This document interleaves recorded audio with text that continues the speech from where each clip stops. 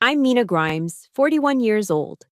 In the eyes of my parents, I am a failed, impoverished civil servant, the black sheep of a pristine New England lineage. But they don't know that I currently hold the command of 3,200 Air Force personnel. At the chaotic gate of LAX, my father, a man who just spent the morning showing off his new Rolex submariner, shoved a crumpled boarding pass into my hand. Your mother, Patrick, and I are in business class, he announced loudly, his voice carrying over the heads of the weary travelers around us. And here is yours. Economy, middle seat, row 48, right up against the lavatory. I didn't want you to feel self-conscious about your financial situation by sitting in our class. It's better if you're with your own kind. Next to him, my brother Patrick smoothed the lapel of his Armani suit, a smirk playing on his lips as he looked at me with the pity one reserves for a stray dog. I gripped that ticket until my knuckles turned white.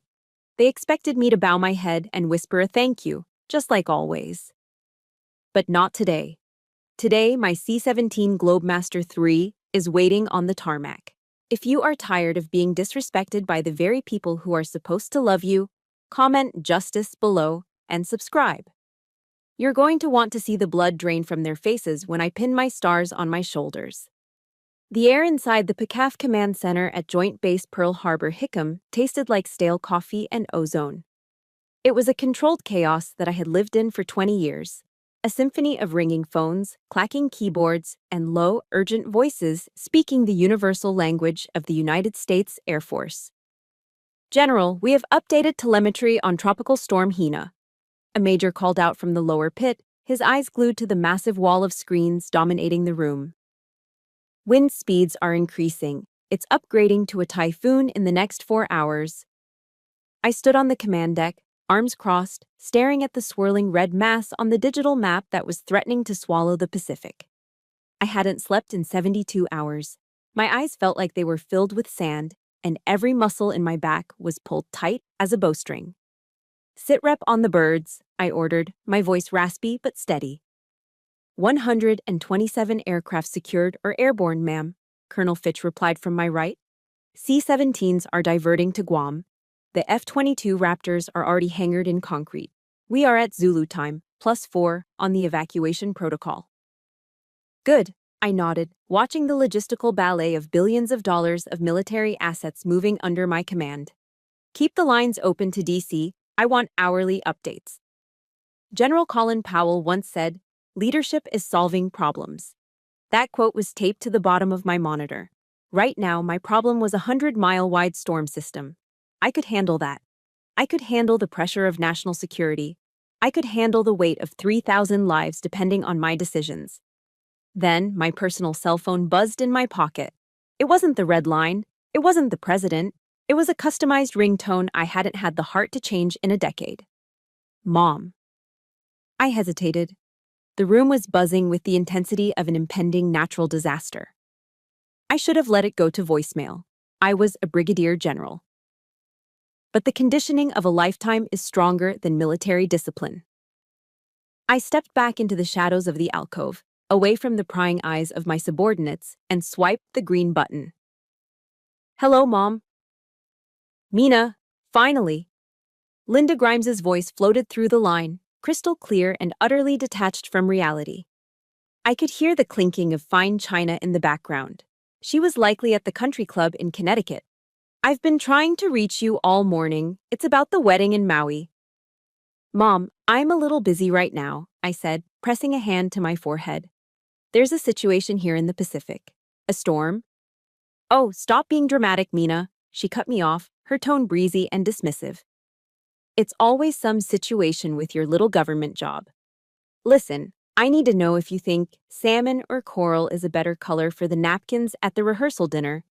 Mrs. Calloway is insisting on coral, but I think it looks tacky. I closed my eyes, taking a deep breath. Behind me, a lieutenant was shouting coordinates for a rescue helo. Mom, I said, keeping my voice low. I really can't talk about napkins. We are evacuating planes. The weather is bad. Well, I hope you've asked your supervisor for the time off, she continued, completely ignoring me. I don't want a repeat of last Christmas where you claimed you had duty. It's embarrassing, Mina. Telling people my daughter can't come to a family event because she's stuck filing paperwork in a basement somewhere. Paperwork. I looked up at the giant screen. I was currently authorizing the movement of a carrier strike group's support wing. I'll be there, Mom, I said, the familiar taste of defeat rising in my throat. I have leave. Good, she sniffed. Because Patrick just arrived. He closed that merger in Manhattan yesterday. $1 million bonus, Mina. Can you imagine? He's treating us all to a spa day at the Grand Wiley before the wedding. He's such a generous soul. He even offered to pay for your rental car since he knows things are tight for you. The comparison hit me like a physical blow. It was the old 1-2 punch. First, minimize my existence. Second, deify Patrick. That's nice of him, I said, my voice flat. I was a stoic. I had to be. Emotion was a luxury I couldn't afford, not here, and certainly not with her. Just try to look presentable, dear, Mom added, her voice dropping to a conspiratorial whisper. Don't wear those cargo pants or whatever it is you wear to work. We'll be with the Callaways. They are Harvard people, Mina. Try to blend in.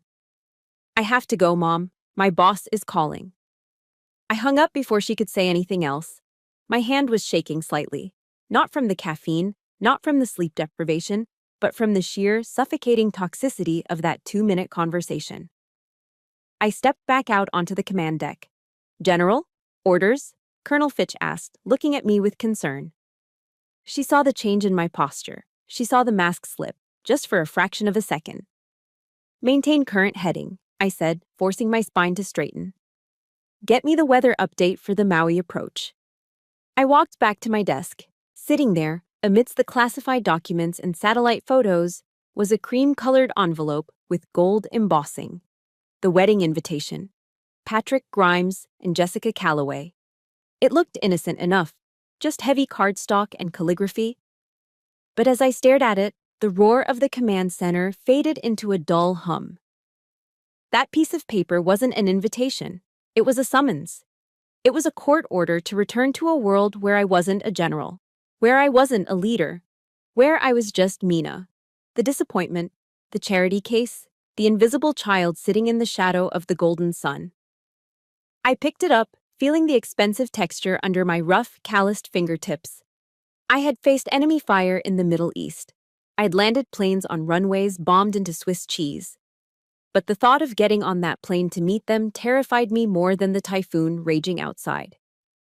General. Fitch pressed again. I shoved the invitation into my pocket, burying it deep. I'm here, I said, though I wasn't sure if I was lying. Let's get these birds on the ground. My quarters on the base were sparse. I didn't keep much, a habit learned from 2 decades of being deployed at a moment's notice. But in the back of my small, standard-issue closet, hanging inside a garment bag that smelled faintly of cedar and pride, was my mess dress. I unzipped the bag slowly. The midnight blue fabric caught the dim light of the room. It was the most formal uniform in the United States Air Force. It wasn't just clothing. It was a biography woven in thread. The silver braid on the sleeves, the cummerbund, the miniature medals that clinked softly against each other. Each one represented a time I had survived, led, or excelled. The Legion of Merit, the Bronze Star. To anyone else, this uniform commanded instant silence and respect. To my family, it was a Halloween costume. It was a reminder that their daughter had chosen to be a government grunt instead of a trophy wife.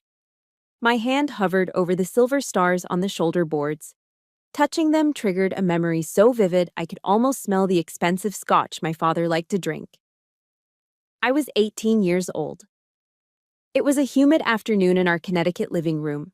I had just sprinted home from the mailbox, waving a thick envelope stamped with the Department of Defense seal. Dad! Mom! I had shouted, bursting onto the patio. I got into the academy. The United States Air Force Academy, USAFA. It was harder to get into than Harvard. It was 4 years of hell in Colorado Springs that would forge me into an officer. I expected hugs. I expected champagne. Robert Grimes didn't even look up from his Wall Street Journal. He just took a sip of his iced tea, the ice cubes clinking with a sound that suddenly felt very cold. The Air Force, he said, his voice dripping with disappointment. Mina, we talked about this. There's a perfectly good community college 20 minutes away. You could study art history. You could meet a nice young man from a good family. But Dad, this is a full scholarship. It's service. It's honor, I pleaded, my heart sinking into my sneakers. It's a place for men, Mina, he said, finally looking at me with eyes that were tired of my ambition. Who is going to want to marry a woman who wears combat boots? You're ruining your prospects. That was the beginning. The divide started there, a hairline fracture that would eventually become a canyon. Over the next 4 years, the comparison game began. While I was in the mountains of Colorado, learning how to survive in the wilderness with nothing but a knife and a parachute cord, my brother Patrick was getting his MBA at Wharton. Every phone call home was a monologue about Patrick. Patrick got an A in microeconomics, Mom would chirp. He's going to be a titan of industry. I wanted to tell her that I had just passed my solo flight check in a T-38 Talon, breaking the sound barrier at 30,000 feet. But I knew she wouldn't care. To them, Patrick was building wealth. I was just playing soldier. But the memory that stung the most, the one that made my hand tremble as I touched my uniform now, was from Patrick's engagement party 3 years ago. It was a black tie affair at a rented estate in the Hamptons. I had flown in from a deployment in Germany, exhausted, jet-lagged, but happy to see them. I was a lieutenant colonel then. I was managing a logistics budget of $40 million. I was responsible for the movement of assets that exceeded the GDP of small nations. I was wearing a simple navy cocktail dress. It was elegant, understated, and something I had bought with my own money. I was standing by the punch bowl when my Aunt Jaime, Mom's sister and chief enforcer of the family snobbery, cornered me. Mom was right behind her, clutching her pearls. Mina, sweetie, Aunt Jaime cooed, looking me up and down with a mixture of pity and distaste. It's so brave of you to come. Brave? I asked, confused. It's my brother's engagement party. We know things are tough, Mom whispered, leaning in close so the other guests wouldn't hear. She pressed something into my hand. It was cold and dry. I looked down. It was a crumpled $100 bill. What is this? I asked, feeling my face flush hot. For your wardrobe, dear, Aunt Jaime said loud enough for the nearby waiter to hear. We know the military pays peanuts. We didn't want you to feel embarrassed standing next to Jessica's bridesmaids. Go buy yourself something. Less off the rack for the wedding. Don't let people know how much you're struggling. I stood there, frozen. I wanted to scream. I wanted to pull out my bank statement. I wanted to tell them that I made more than enough to buy this entire party if I wanted to. But I didn't. Because in the Grimes family, love was conditional. And the condition was that I remained the charity case so they could feel benevolent. This is the reality so many of us face. We work twice as hard to be half as respected by the people who share our DNA. If you have ever felt small in the presence of those who should build you up, please hit that like button right now. And drop a comment below with just one word: respect. Let's show the world that we know our own worth, even if our families are blind to it. I looked at the crumpled bill in my memory, and then back at the crisp uniform hanging before me.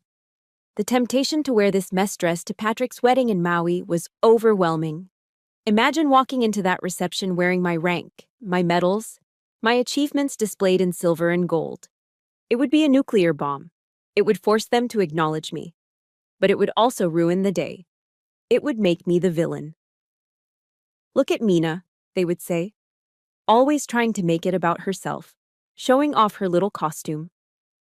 I sighed, the sound heavy in the empty room. Slowly, painfully, I zipped the garment bag back up. I pushed the general's uniform to the back of the closet, into the dark. I turned to my dresser and pulled out a stack of civilian clothes. Old jeans, a generic blouse I bought at Target, a pair of sensible, worn-out sandals. I began to pack my suitcase. I wasn't packing for a vacation. I was packing a costume. I was preparing to play the role of Mina the failure, the poor relation, the disappointment. Because that was the only version of me they knew how to love. I clicked the suitcase shut. The sound echoed like a cell door closing. I grabbed my purse, checked for the crumpled economy ticket, and walked out the door. I was leaving the general behind. Mina the daughter was heading into the storm. On the wall of my office, taped right at eye level where I couldn't miss it, was a block of text printed on plain white paper. It wasn't a regulation or a protocol. It was a quote from Theodore Roosevelt. "It is not the critic who counts, not the man who points out how the strong man stumbles, or where the doer of deeds could have done them better. The credit belongs to the man who is actually in the arena." I read it every single morning. Today, I read it 3 times. I was about to step out of my arena and into a world where the critics didn't just count, they were the only voices that mattered. "Signing off on the transfer of authority," I said, my voice steady, though my stomach was doing barrel rolls. I pressed my thumb against the biometric scanner on my desk. The secure terminal beeped and the screen flashed green. "Command authority transferred. Call Marissa Fitch." Colonel Fitch was standing on the other side of my desk. She was a firecracker of a woman from Texas, sharp as a tack and fiercely loyal.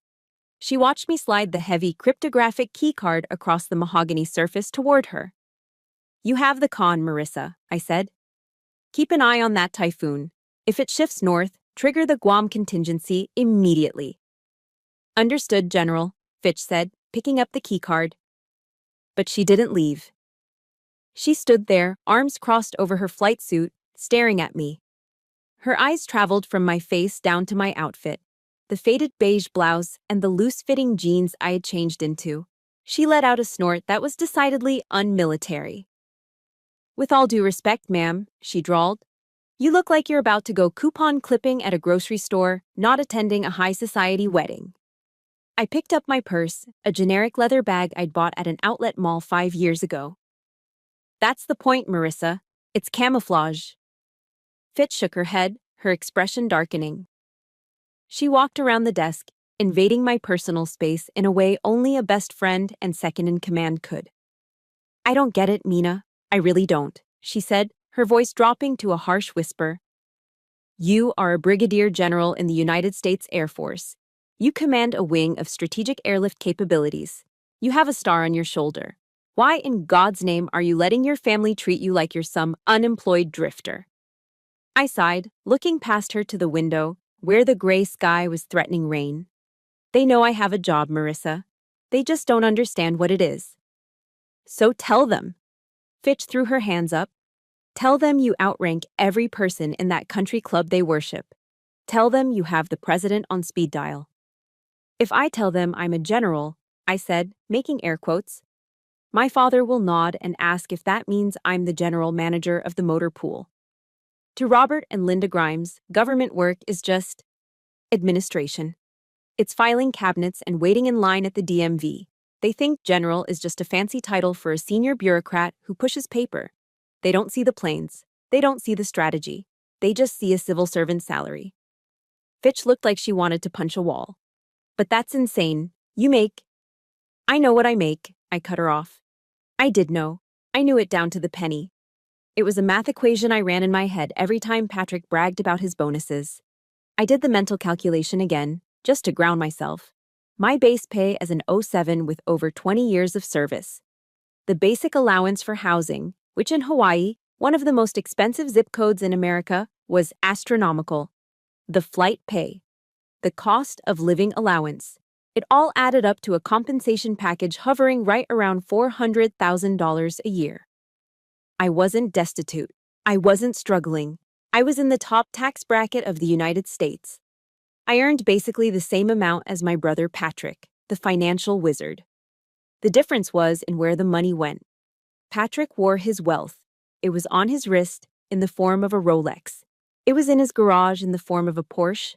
It was in the Hermes Birkin bags he bought his fiancée to prove his worth. My wealth was invisible. It was in my diversified investment portfolio that I never talked about.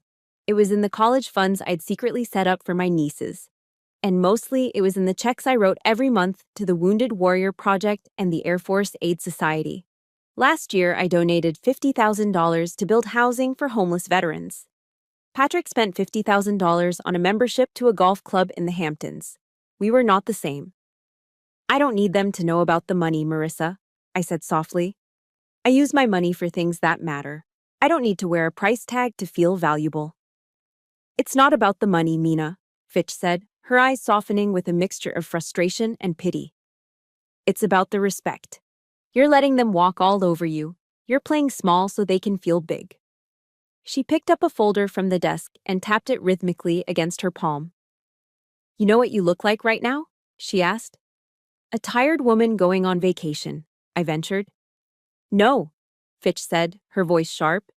You look like an eagle trying to walk like a chicken because you're afraid of scaring the other chickens in the coop. The image hit me hard. An eagle trying to walk like a chicken. They are my family, Marissa, I said, feeling the old familiar defensive walls going up. I just want to keep the peace. It's just for a weekend. I can handle it. I'm a stoic, remember? Being a stoic means enduring pain you can't change, Fitch countered. It doesn't mean volunteering for abuse you don't deserve. She walked over to the heavy steel door of the office and held it open for me. The noise of the outer office, the ringing phones, the chatter of the staff flooded back in. Go, Fitch said. But do me a favor, General. When you're sitting in that middle seat in economy, just remember who you actually are. Don't let them clip your wings. I adjusted my purse strap, feeling the weight of the civilian costume settling on my shoulders. It felt heavier than my rucksack ever did. I'll see you in 3 days, Colonel, I said. Keep my birds safe. I always do, she replied.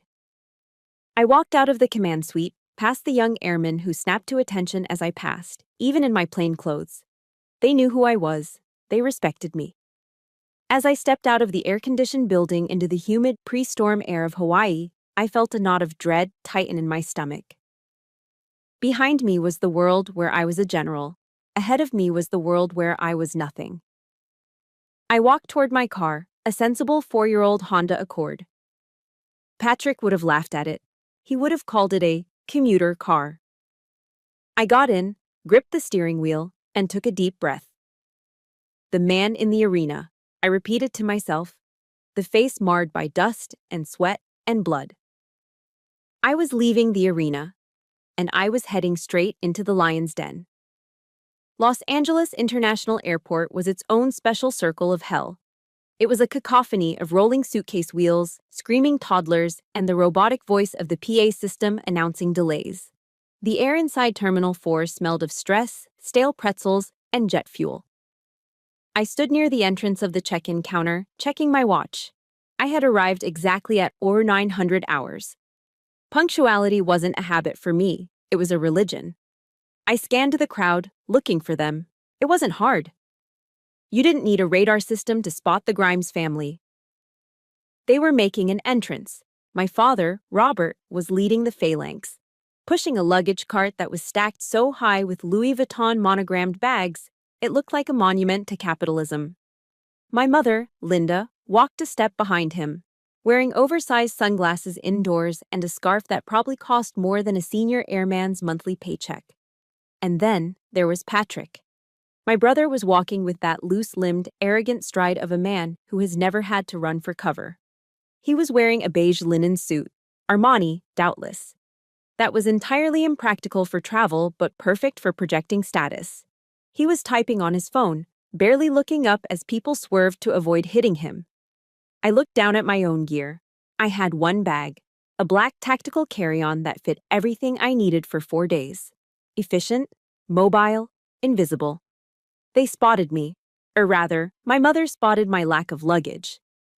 Mina, she called out, waving a manicured hand. I took a deep breath, steeling myself. I had negotiated with warlords in Afghanistan. I could handle a weekend with my parents. Hi, Mom. Hi, Dad, I said, forcing a smile as they approached. There were no hugs. The Grimes family didn't do public displays of affection. They did public displays of assessment. My mother stopped in front of me, lifting her sunglasses to perch them on her forehead. Her eyes, sharp and blue like mine, scanned my face like she was looking for a crack in the foundation. Oh dear, she sighed, reaching out to touch my cheek with a cold finger. You look so weathered. It's good to see you too, Mom, I said, pulling back slightly. No, really, Mina, she continued, her voice loud enough for the couple standing in line behind us to hear. Your skin is like parchment. Look at these crow's feet. And the sun damage on your neck? It's leather. Does the military not teach women about moisturizer? Or do they just expect you to look like one of the men? I touched my neck instinctively. The sun damage was windburn from standing on a flight line in Guam for 12 hours straight, directing relief supplies while 60-mile-per-hour winds whipped sand and salt against my skin. It wasn't neglect. It was evidence of work. I've been working outside, Mom, I said quietly. Well, you need a peel, she declared, turning her attention back to her reflection in a glass partition. Remind me to book you an appointment at the hotel spa. You can't stand next to Patrick's fiancée looking like a field hand. Patrick finally looked up from his phone. He flashed me a grin that didn't reach his eyes. Hey, little sis, he said, looking me up and down.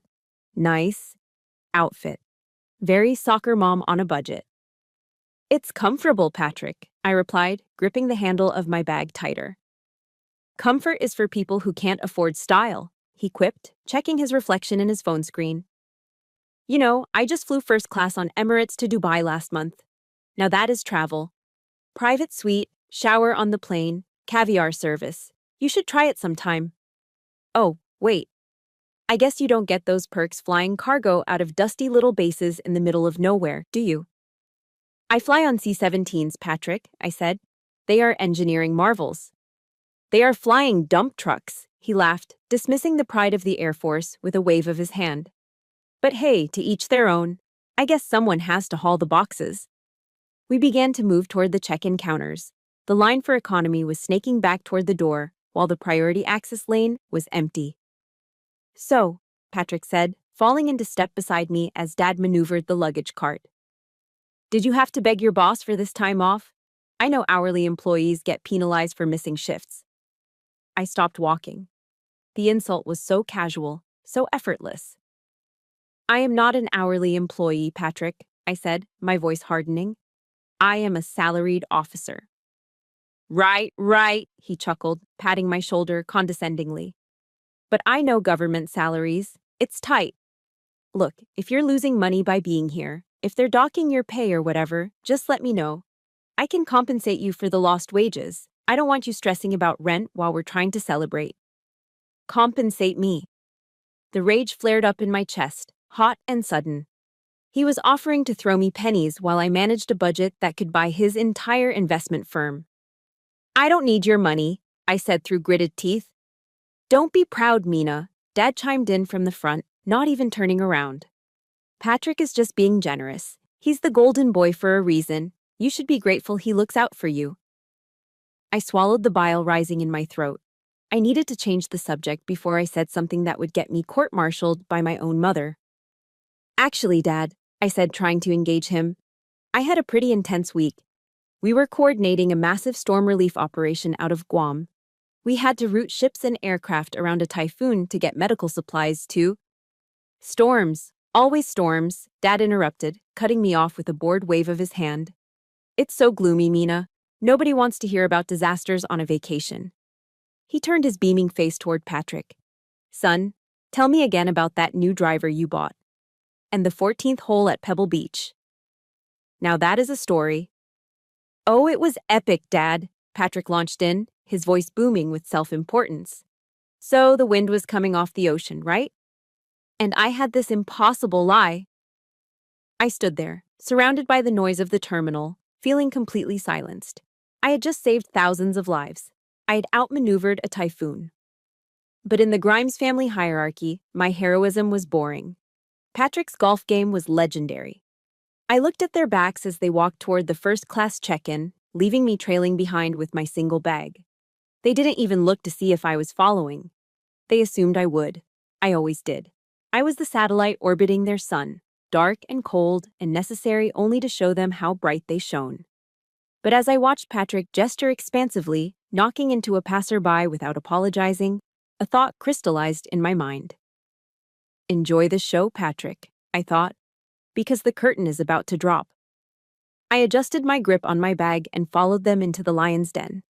The overhead speaker chimed with that familiar, cheerful tone that always precedes a stampede. Ladies and gentlemen, we are now ready to begin pre-boarding for Flight 294 to Maui. We welcome our first class and Diamond Medallion passengers to board at this time through the priority lane. The air around Gate 42 shifted. It was a physical division of humanity. On the left, the velvet rope was unhooked for the elite.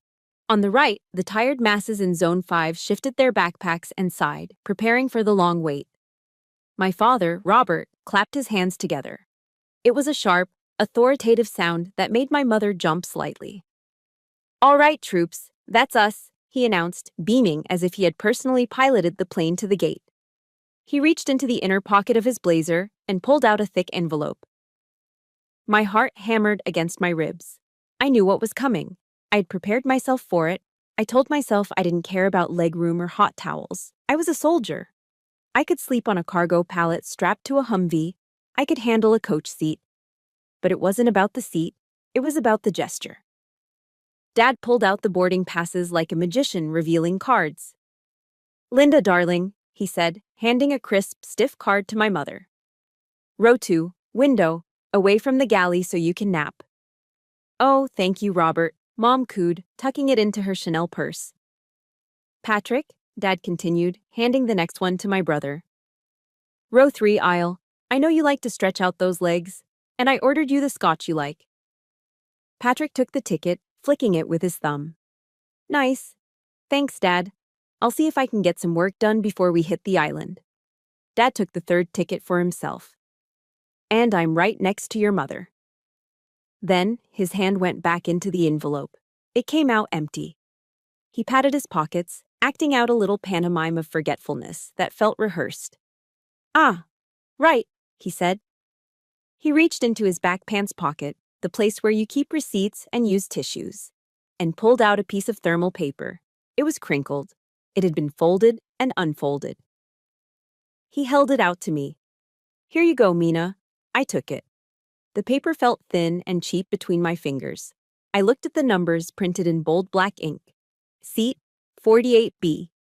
Row 48. The very back of the plane. The fuselage narrowed back there, and B, the middle seat. I looked up at him, unable to keep the shock off my face. "Dad, this is the last row." "Is it?" He feigned surprise, peering at the ticket over his reading glasses. "Oh, yes. So it is. Well, you know how busy the flights are these days." "But Dad," I said, my voice barely a whisper. "You bought 3 first-class tickets. We booked this trip months ago." The smile on his face didn't falter, but his eyes changed. They lost their warmth and took on that pitying, patronizing glint that I hated more than anything in the world. He stepped closer, putting a heavy hand on my shoulder. He squeezed it, not in affection, but in a way that felt like he was holding me down. "Mina, sweetheart," he said, his voice dropping to a loud whisper, meant for an audience.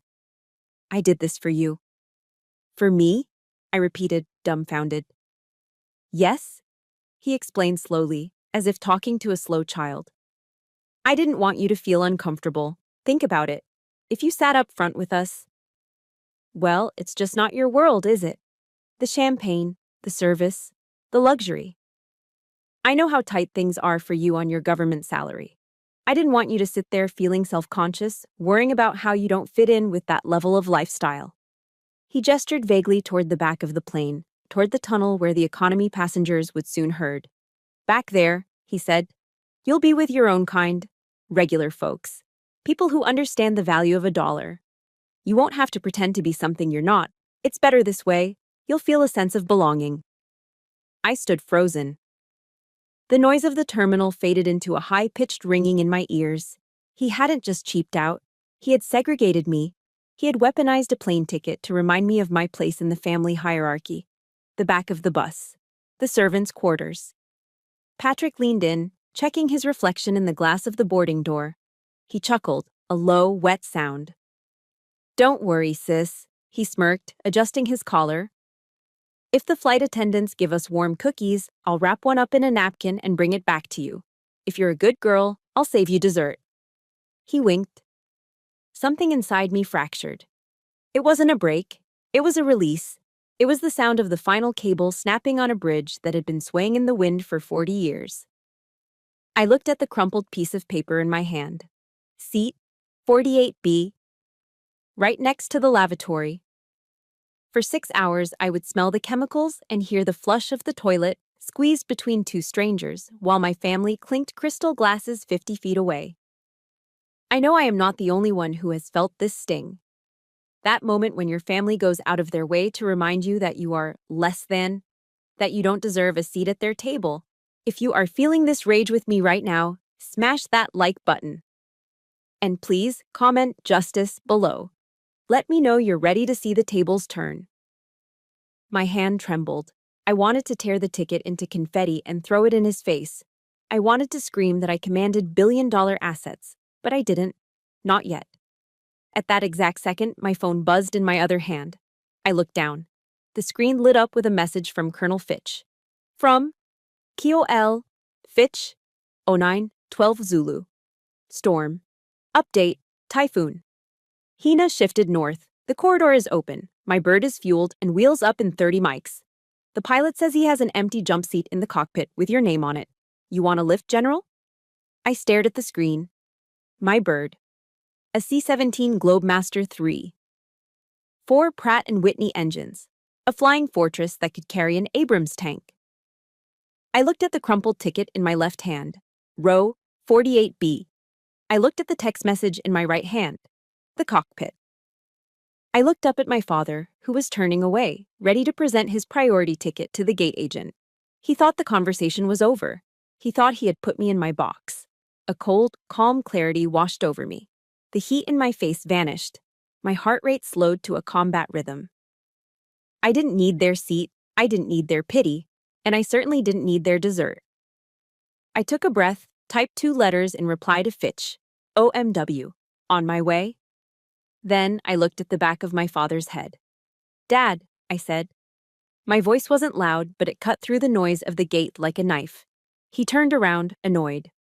What is it now, Mina? We're boarding. I didn't step toward the economy lane. I didn't step toward him. I stood my ground, clutching the phone that held my salvation. The storm wasn't in the Pacific anymore. It was right here, standing at gate 42. And it was about to make landfall. The sounds of Terminal 4 seemed to warp and bend, stretching into a surreal, muffled hum. The only thing that felt real was the piece of thermal paper in my hand and the cold, hard weight of the decision sitting in my chest. For 41 years, I had held on to scraps like this. I had held on to the backhanded compliments, the conditional love, the charity that came with a price tag of humiliation. I had accepted my seat at the kids' table. I had accepted the role of the grateful, lesser sibling. But the storm had shifted, and so had I. I looked at my father's expectant face. He was waiting for me to nod, to shrink, to shuffle off toward the economy line like a good little soldier. He was waiting for the submission. I opened my hand. I didn't crumple the ticket. I didn't tear it. I simply relaxed my fingers and let gravity take over. The boarding pass for seat 48B fluttered down. It did a little pirouette in the air, light as a feather, before landing face up on the dirty, gray airport carpet, right next to the polished toe of my father's Italian loafer. The silence that followed was louder than a jet engine. I don't need this, Dad, I said. My voice was calm. It wasn't the voice of his daughter. It was the voice of a commanding officer giving a final briefing. I don't need the seat, and I don't need the lesson. My father blinked, staring at the paper on the floor as if I had just dropped a live grenade. He looked up, his face reddening with a mixture of confusion and rising anger. Mina, pick that up, he snapped, his voice dropping an octave into that tone he used when I was a teenager. Don't be dramatic. You're making a scene. Yeah, seriously, Patrick chimed in, stepping forward aggressively. He looked around at the other passengers, offering an apologetic shrug before turning his glare back to me. What is wrong with you? Dad spends hundreds of dollars to get you a ticket, and you throw it on the floor? You are such an ungrateful brat. Just get on the plane, Mina. Stop trying to make everything about you. It's not about me, Patrick, I said, meeting his eyes. For the first time in my life, I didn't feel small looking at him. I felt bored. It's about standards. Standards? My mother let out a shrill, disbelief-filled laugh. You're wearing a blouse from a discount rack and you're talking about standards? Honey, look at yourself. You're embarrassing us. Pick it up, Dad commanded, pointing a shaking finger at the floor. Now, or you can swim to Maui for all I care. I didn't move. I didn't blink. I just watched them. They looked so small suddenly. 3 people obsessed with their luggage and their legroom, thinking they owned the world because they had a platinum medallion status. No, I said. Before Patrick could unleash the tirade of insults I could see building behind his eyes, the atmosphere in the terminal shifted. It started with a sound.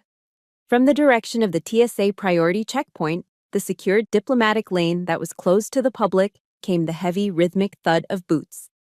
Not the shuffling of tourists in sneakers, but the synchronized, hard-soled cadence of military precision. Clack, clack, clack. The crowd near the checkpoint began to part. People stopped dragging their suitcases. Heads turned.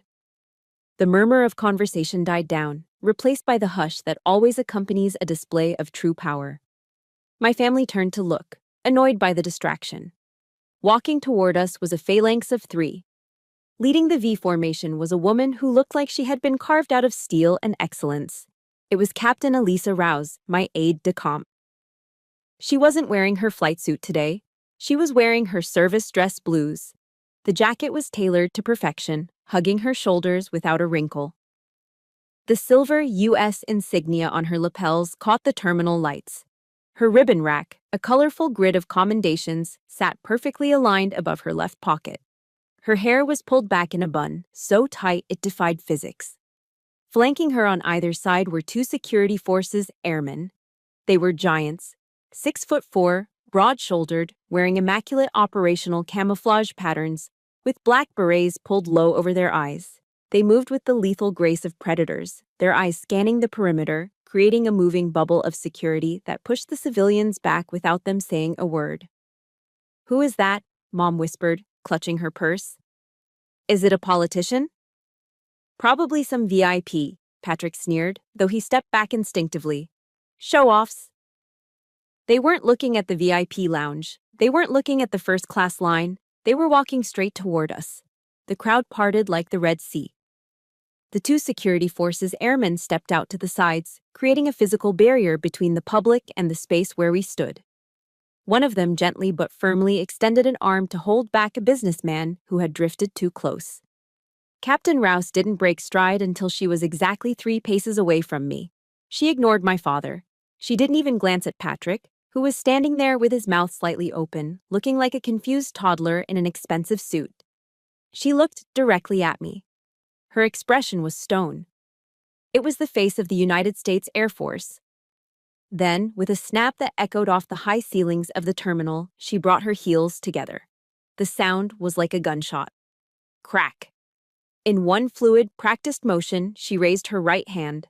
Her fingers were stiff, aligned perfectly, the tip of her middle finger touching the corner of her eyebrow. A salute? It wasn't a casual wave. It was a render of honors. It was a gesture of absolute, unwavering subordination and respect. The terminal had gone completely silent. Even the PA system seemed to pause. Captain Rouse held the salute, her eyes locked on mine. She wouldn't drop it until I returned it. That was the protocol. She was waiting for the superior officer. I slowly shifted my weight. I let my shoulders drop, shedding the posture of the beaten-down daughter and assuming the stance that I had earned through 20 years of blood and sacrifice. I raised my hand and returned the salute, crisp and sharp. "Captain," I said, dropping my hand. She cut her salute instantly, snapping back to the position of attention. "Ma'am."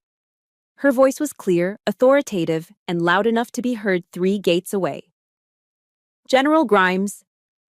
The words hung in the air. General Grimes. My father dropped the boarding passes. They scattered on the floor next to my economy ticket. "General?" My mother squeaked, the words sounding foreign on her tongue. Captain Rouse didn't acknowledge them. She kept her eyes fixed on me. "The flight plan has been filed, General," Rouse reported, her tone professional and urgent. "Sitrep on Typhoon Hina shows a clean corridor. The C-17 is fueled and prepped on the tarmac. The crew is standing by for your arrival." She paused, then added, "Command requested I escort you personally to the aircraft, ma'am. We have a convoy waiting curbside to take you to the flight line. We are ready to step on your order." I looked at Rouse, then I turned my head slowly to look at my family. They were frozen statues. Patrick's face had drained of all color. He looked from Captain Rouse's uniform to my face, then back to Rouse, his brain trying to compute an equation that didn't make sense. The sister he was going to buy dessert for was being addressed as a general by a woman who looked like she could kill him with a paperclip. My father's mouth was opening and closing, but no sound was coming out. He looked at the crumpled ticket on the floor, seat 48B, and then up at the stars on Captain Rouse's uniform, realizing they were subordinate to the woman standing in front of him. I adjusted the strap of my bag. I didn't need to shout. I didn't need to argue. The time for talking was over. "Very good, Captain," I said, my voice cool and detached. "Let's go. I have a plane to catch." "Yes, ma'am," Rouse barked. She stepped aside, gesturing for me to lead the way. The two security forces giants turned, creating a protective phalanx around me. I took one step, then stopped. I turned back to my father one last time. He was staring at me with a look of absolute terror. "You guys enjoy the flight," I said, gesturing vaguely to the commercial airliner outside the window. "I hear the cookies in economy are delicious." I turned my back on them. I walked through the corridor of stunned onlookers, flanked by my soldiers, the sound of our boots drowning out the pathetic protests of the family I was leaving behind. "Mina, stop this nonsense right now." My father's voice cracked, losing its cultivated country club baritone and pitching into something desperate and shrill. I didn't stop. I kept walking, my boots clicking in perfect rhythm with the heavy thud of the security forces' airmen flanking me. But Patrick, fueled by a lifetime of entitlement and the sudden, terrifying loss of control, jogged around the human wall of security to block my path. The two giant airmen tensed instantly, their hands twitching toward their belts. "Stand down," I murmured softly. They held their ground but didn't tackle him. Patrick stood in front of me, his face flushed a blotchy red that clashed with his expensive linen suit. He was panting slightly, his eyes darting from Captain Rouse to me, trying to find the punchline of the joke. "What is this?" Patrick demanded, gesturing wildly at my entourage. "Is this some kind of cosplay? Did you hire actors?" "You're a mid-level bureaucrat, Mina. You file paperwork. You don't have people." The terminal had gone quiet again. The show wasn't over. The audience, the tired families, the business travelers, the college kids on spring break, were all watching. Phones were raised like lighters at a concert, recording every second. I stopped and looked at my brother. Really looked at him. For decades, he had been the giant in my world, the golden idol I was forced to worship. Now, seeing him sweat under the fluorescent lights of LAX, he looked incredibly small. "It's not a costume, Patrick," I said. I reached into my small black bag. My fingers brushed past my wallet and found the small velvet-lined case I always kept with me. It was a superstition, a talisman. I pulled it out and snapped the lid open. Inside lay a single, silver star. It wasn't plastic. It wasn't a prop. It was solid silver, authorized by Congress and presented to me by the Secretary of the Air Force. I took the star out. With slow, deliberate movements, I pinned it onto the collar of my discount rack blouse. It caught the overhead lights, gleaming with a cold, hard brilliance that made the diamonds on my mother's fingers look like broken glass.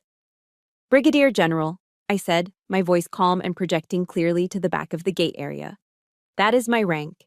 It's not an administrative title. It means I command the 15th Wing. It means when I speak, the United States Air Force listens." My mother put a hand to her mouth, her Chanel bag slipping from her shoulder to the crook of her elbow. "A general?" she whispered, horrified. But girls aren't generals, Mina. You never said." "I tried to tell you." I cut her off, turning my gaze to her. "For 20 years, I tried to tell you about my promotions, my deployments, my medals. You interrupted me to talk about Patrick's golf handicap. You told me my stories were boring. so I stopped telling them. Patrick let out a scoff, trying to regain his footing. He pointed a shaking finger at Captain Rouse. Okay, fine, so you got a promotion. Big deal. But this? He waved at the scene. Private security? A private plane? Who do you think you are, Mina?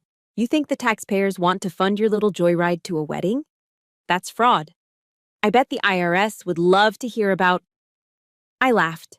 It was a short, dry sound. You really don't get it, do you? I stepped closer to him. It's not a private jet, Patrick. It's a C-17 Globemaster III. I let the name hang in the air for a second. It has a wingspan of 170 feet, I continued, reciting the specs I knew better than my own social security number. It is powered by 4 Pratt & Whitney F-117 turbofan engines. It can carry an M1 Abrams tank, 3 Apache helicopters, or, in this case, a command element needed in the Pacific Theater. I leaned in, my voice dropping to a whisper that was louder than a shout. And do you know how much it costs? Patrick blinked, mute. $218 million, I said. The number hit him like a physical slap. His eyes widened. Your first-class ticket to Dubai cost, what, 10,000? Maybe 15? I tilted my head. The aircraft waiting for me on the tarmac is worth more than your entire firm, Patrick. It's worth more than every house, car, and suit you will ever own, combined. And I don't just ride in it. I command it. Patrick's mouth opened, but no words came out. He looked like a fish pulled onto a dock, gasping, desperate, and completely out of his element. I turned away from him and looked at my father. Robert Grimes was standing by the ticket counter, holding the 3 priority boarding passes in his hand. He looked old. Suddenly, undeniably old. The arrogance that usually held his spine straight had evaporated, leaving a slumped, confused man in a blazer. I walked over to him. The crowd parted for me, murmuring. That's awesome, a teenage boy whispered loud enough for me to hear. She's a badass. I stopped in front of my father. I looked down at the floor where my crumpled economy ticket still lay, dusty and forgotten. Dad, I said. He looked up at me, his eyes wide and watery. He looked at the silver star on my collar. He looked at the soldiers behind me. Mina, he started, his voice trembling. I didn't know. Why didn't you say? You said you wanted me to be with my own kind, I said, quoting his words from 5 minutes ago. You said I wouldn't fit in up in first class? You were right. I gestured toward the glass windows where the massive gray tail of the C-17 was visible in the distance, rising above the commercial airliners like a shark among goldfish. I don't belong in seat 48B, Dad, and I don't belong in first class with you. I straightened my back, standing at my full height. I belong in the cockpit, I said. I belong in the sky. That is where my kind lives. For a second, nobody moved. Then, somewhere from the back of the economy line, a woman started clapping. Then a man joined in. Then the teenagers. Within seconds, the gate area erupted. It wasn't polite golf clapping. It was a roar. People were cheering. A guy in a baseball cap yelled, "Thank you for your service, General." My parents and Patrick stood frozen in the center of the applause, but it wasn't for them. For the first time in their lives, they were the background extras. They were the spectators. My mother's face flushed a deep, beet red. She tried to hide behind her sunglasses, but it was too late. Patrick looked down at his shoes, unable to meet the eyes of the people who were laughing at his earlier arrogance. I didn't smile. I didn't wave. This wasn't a performance for me. It was a correction of the record. Let's move out, Captain, I said to Rouse. Yes, ma'am. We turned and marched toward the exit doors that led to the tarmac shuttle. As the automatic doors slid open, letting in the smell of jet fuel and freedom, I didn't look back. I left the Grimes family standing in the ruins of their own ego, clutching their first-class tickets that suddenly seemed worth less than the paper they were printed on. The vibration of a C-17 Globemaster III is different from a commercial airliner. It doesn't hum. It growls. It is a low, guttural thrum of raw power that resonates right through the floorboards and into your bones. To most people, it's noise. To me, it's a lullaby. I sat in the jump seat behind the pilot and co-pilot, wearing a headset that blocked out the roar of the four Pratt& Whitney engines outside. The cockpit was a sanctuary of switches, dials, and illuminated screens. Smooth sailing all the way to Kihului, General. The pilot, a young major named Davis, said over the comms. We've got a tailwind pushing us. Estimated time of arrival is 30 minutes ahead of schedule. Copy that, Major, I replied, pressing the mic button. Good work navigating that corridor. I leaned back, adjusting my sunglasses. Classic aviators, standard issue, not a fashion statement like the ones my mother wore. Through the massive glass canopy, the Pacific Ocean stretched out like a sheet of hammered blue steel. Above us, the sky was a piercing, endless cobalt. I took a sip of the black coffee the loadmaster had brought me in a paper cup. It was bitter and hot, just the way I liked it. For the first time in days, the knot in my chest uncoiled. Up here, at 35,000 feet, the petty squabbles of the ground didn't exist. Up here, rank mattered. Competence mattered. Physics mattered. I thought about the crumpled ticket lying on the floor of LAX. Seat 48B. A seat designed for someone small, someone powerless. Then, a verse from Sunday school drifted into my mind. Unbidden, but welcome. Isaiah 40:31. But those who hope in the Lord will renew their strength. They will soar on wings like eagles. They will run and not grow weary. They will walk and not be faint. I looked at the silver star pinned to my collar, reflecting the sunlight. I wasn't walking anymore. I was soaring. But while I found peace in the stratosphere, the atmosphere was drastically different 5 miles to our west and 2,000 feet below us. Flight 294 was a flying pressure cooker. The first-class cabin of the commercial airliner was supposed to be an oasis of luxury, but for the Grimes family, it was a torture chamber upholstered in leather. Robert Grimes stared out the window, watching the clouds drift by. He hadn't spoken a word since takeoff. His glass of complimentary champagne sat untouched on the tray table, the bubbles going flat. He kept replaying the scene in the terminal, the salute, the hushed crowd, the way his daughter had looked at him with eyes that held no fear, only pity. "Robert," Linda whispered, leaning across the center console. Her face was pale, her makeup looking stark under the harsh cabin lighting. Is it real? Is she really a general?" Robert didn't turn his head. "You saw the ID, Linda. You saw the plane." "But how?" she hissed, wringing her hands. "She never said anything. I thought she was a clerk. I thought she answered phones for some colonel. Why didn't she tell us?" "Because we never asked," Robert said. His voice was hollow. It was the first honest thing he had said in 20 years. Across the aisle, Patrick was in a state of manic agitation. He had declined the hot towel service. He had ignored the flight attendant offering warm nuts. Instead, he had pulled out his credit card and paid $30 for the high-speed in-flight Wi-Fi. He needed to know. He needed to find a flaw. He needed to prove that this was all some elaborate lie, or at least that her rank wasn't that important. He opened Google on his phone and typed in the search bar with aggressive thumbs, Mina Grimes Air Force. He hit enter. The results loaded instantly, and Patrick's jaw tightened. The first result wasn't a LinkedIn profile or a government directory. It was a Wikipedia page. Brigadier General Mina J. Grimes. He clicked it. The photo at the top showed his sister, his failure of a sister, standing in full service dress, looking stern and commanding in front of an American flag. He scrolled down, his eyes skimming the text. Decorations: Distinguished Service Medal, Defense Superior Service Medal, Legion of Merit. Education: United States Air Force Academy, Distinguished Graduate. He scrolled further to the images. Mina shaking hands with the President of the United States in the Oval Office. Mina standing on the ramp of a cargo plane in Kabul, directing an evacuation while Marines stood guard around her. Mina cutting a ribbon at a new veterans hospital wing that she had fundraised for. "Unbelievable," Patrick muttered, slamming his phone down on his leg.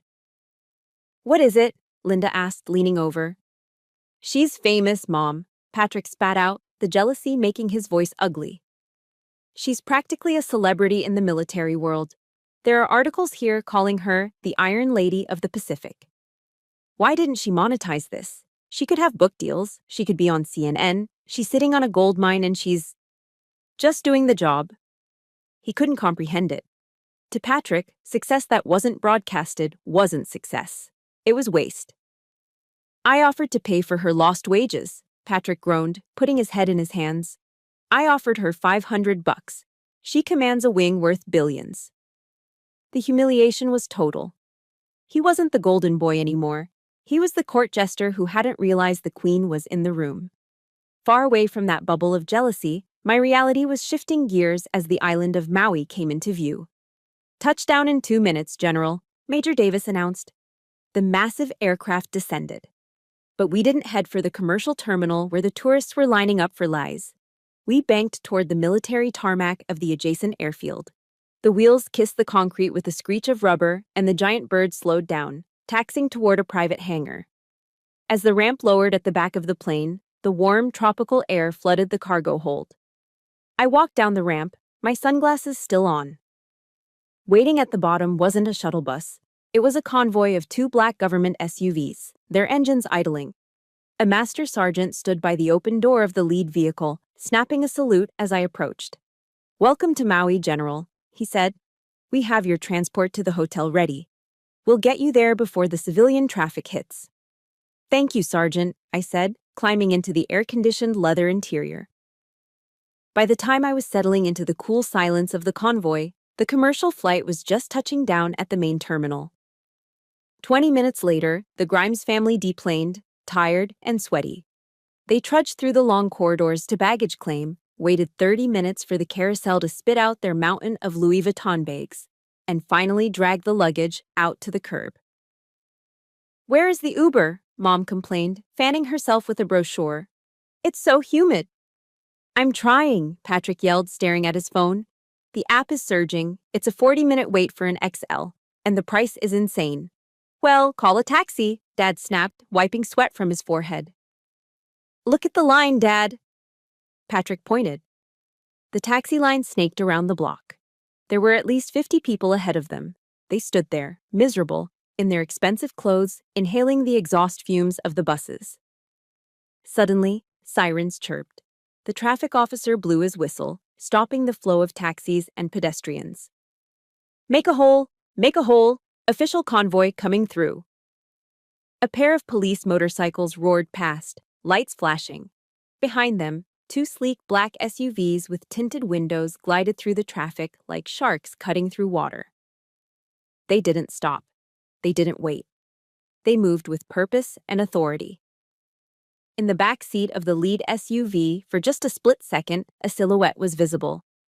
A woman with short blonde hair and sunglasses looking straight ahead, calm and cool. "Was that?" Mom started, squinting. "Yeah," Patrick said, his voice quiet and defeated. "That was her." The SUVs disappeared around the bend, heading toward the luxury resorts, while the Grimes family stood on the curb, waiting for a taxi that wasn't coming, holding their luggage and their bruised egos in the sweltering heat. The reception lawn at the Grand Wailea was a masterclass in American excess. Torchlights flickered against the darkening Maui sky, casting long dancing shadows over the tables draped in white linen and coral silk, the very color my mother had argued about on the phone just days ago. A string quartet played a soft, unrecognizable version of a pop song near the open bar, struggling to be heard over the clinking of crystal and the roar of the Pacific Ocean crashing against the beach nearby. I stood near the edge of the patio, holding a glass of sparkling water. I wasn't wearing my uniform. I had chosen a floor-length, navy blue gown. It was simple, structured, and unadorned by sequins or lace. It was the kind of dress that didn't scream for attention, yet somehow it demanded it. Since arriving, I hadn't said a word about my rank. I didn't have to. The rumor mill had done the work for me. I could feel the eyes on me. Guests I had never met, cousins from the bride's side, business partners of my father, were stealing glances, whispering behind their champagne flutes. The words "general" and "private plane" floated through the humid air like pollen. Is that her? A woman in a pink dress whispered loudly a few feet away. Patrick's sister. I heard she landed at the military base with a police escort. Yeah, her husband replied, looking at me with a nod of respect. She runs the whole airlift wing out here. Heavy hitter. I took a sip of water, feeling a calm amusement. For years, I had stood in the corners of rooms like this, feeling like the furniture. Tonight, I was the centerpiece. Mina. I turned. Patrick was approaching, a glass of scotch in his hand. He was wearing a white dinner jacket that made him look like a yacht captain in a bad movie. His face was tight, his smile plastered on with sheer force of will. You're causing a scene, he muttered, leaning in close so the nearby guests wouldn't hear. Everyone is asking about you. It's Jessica's day, you know, not the Mina show. I'm just standing here, Patrick, I said mildly. I haven't even made a toast. Well, try to blend in, he hissed. And don't bring up the plane again. It makes Dad look bad. Before I could respond, a hush fell over the group standing near the head table. A man was moving through the crowd, and he was cutting through the social strata like an icebreaker. It was Admiral Thomas Calloway, Jessica's father. He was a legend in the Navy before he retired. A 3-star vice admiral who had commanded fleets in the Persian Gulf. He was a man my father was desperate to impress, a man Patrick was terrified of. Admiral Calloway was tall, with a shock of white hair and a face weathered by decades of salt spray and command. He walked past the line of groomsmen. He walked past my father, who had started to extend a hand for a greeting. He walked right past Patrick, the groom, his own son-in-law. He stopped directly in front of me. The string quartet seemed to fade away. Patrick stood there, his glass halfway to his mouth, frozen. Admiral Calloway didn't offer me a limp social handshake. He extended a hand that felt like a block of oak. General Grimes, he boomed, his voice gravelly and warm. I heard you hitched a ride on a C-17 to get here, beating the storm. I took his hand, meeting his gaze firmly. Yes, Admiral. Necessity is the mother of invention, and the 15th Wing was heading this way for the Guam contingency anyway. Outstanding, Calloway grinned, a genuine expression that lit up his eyes. I worked with the 15th back in '04. Best logistics team in the Pacific. It's good to finally meet the officer keeping that machine running. Your reputation precedes you, General. Thank you, sir, I nodded. And congratulations on the wedding. Jessica looks beautiful. Patrick, realizing he was becoming invisible at his own wedding, stepped forward, practically elbowing his way into the circle. Yes, isn't she? Patrick said loudly, flashing his salesman smile. And speaking of logistics, Tom, you should see the bill for this setup. I told Jessica, spare no expense. We're projecting the ROI on this networking event to be huge. I've already handed out 3 business cards to your Navy buddies. The air grew instantly colder. Admiral Calloway slowly turned his head to look at Patrick. He looked at him the way a shark looks at a piece of driftwood, with total disinterest. This is a wedding, Patrick, not a board meeting, Calloway said dryly. And those Navy buddies are combat veterans. They aren't interested in your hedge fund. He turned his back on Patrick, effectively cutting him out of the conversation, and looked back at me. General, I'd love to get your take on the new strategic positioning in the South China Sea. I was reading your report on airlift capabilities last week. Sharp stuff. I'd be happy to discuss it, Admiral, I said. For the next 10 minutes, we spoke. We didn't talk about stock prices. We didn't talk about golf scores. We spoke the language of service, of duty, of the heavy burden of leadership. We spoke as equals. Patrick stood on the periphery, shifting his weight from foot to foot. He tried to interject once, making a joke about government spending, but the Admiral didn't even blink. And I simply raised an eyebrow. He was out of his depth. No amount of money in his bank account could buy him entry into this conversation. He was a tourist in a land where we were the natives. Across the lawn, sitting at the parents' table, my mother watched. Linda Grimes had spent 40 years curating an image. She valued the right clothes, the right schools, the right connections. She had spent her life apologizing for Mina, for her manly job, for her lack of a husband, for her poverty. But now she watched the most powerful man in the room, a man her husband fawned over, treating her failure of a daughter with a reverence he didn't show anyone else. She watched Mina's posture. She saw the way Mina held her head high, not with arrogance, but with the quiet assurance of someone who knows exactly who she is. She saw the Admiral laughing at something Mina said, a genuine laugh of camaraderie. For the first time, Linda didn't see the lack of a designer handbag. She didn't see the lack of a diamond ring. She saw power. "Robert," Linda whispered to my father, who was sullenly poking at his salad. "What?" he grunted. "Look at her," Linda said softly, her eyes fixed on me. "She's not just attending. She's holding court." "She's just talking shop," Robert muttered, though he couldn't take his eyes off the scene either. "No," Linda corrected him, a strange note of realization creeping into her voice. "She's impressive. I never thought she looked like us. But looking at her now, standing there with the Admiral, she looks better than us." It wasn't an apology. It wasn't a total transformation of character. But it was a crack in the armor. It was an admission that the yardstick they had used to measure me for 40 years had been broken all along. The Admiral finished his drink and patted my shoulder. "We need more officers like you, Mina," he said, dropping the title for a moment of personal sincerity.